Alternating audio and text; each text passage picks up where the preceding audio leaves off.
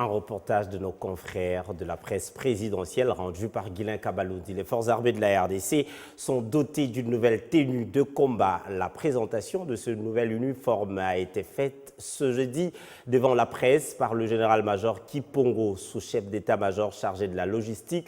Cette nouvelle tenue est donnée à tous les militaires de la ville de Kinshasa, principalement de la première et deuxième zone de défense.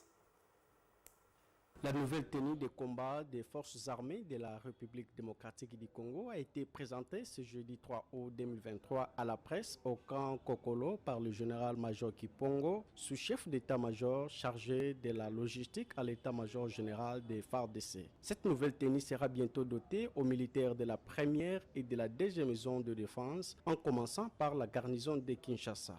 Il s'agit d'une nouvelle tenue que les forces armées démocratique du Congo vient d'acquérir pour doter tous les militaires de la ville de Kinshasa, en principe de la première zone et deuxième zone de défense.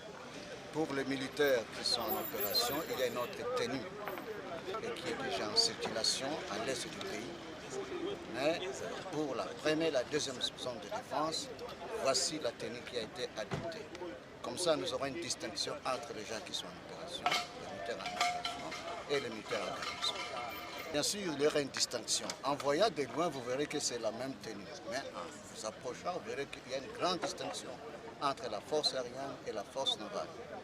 Et la force terrestre, évidemment. Donc, toutes ces tenues représentent les différentes forces. On va voir un militaire de la force navale à partir de son béret et à partir de la tenue. On va voir le militaire de la force aérienne à partir de son béret et la tenue. La même chose pour la force navale. Cette tenue de combat vient s'ajouter à celle déjà dotée aux militaires en opération dans la troisième zone de défense.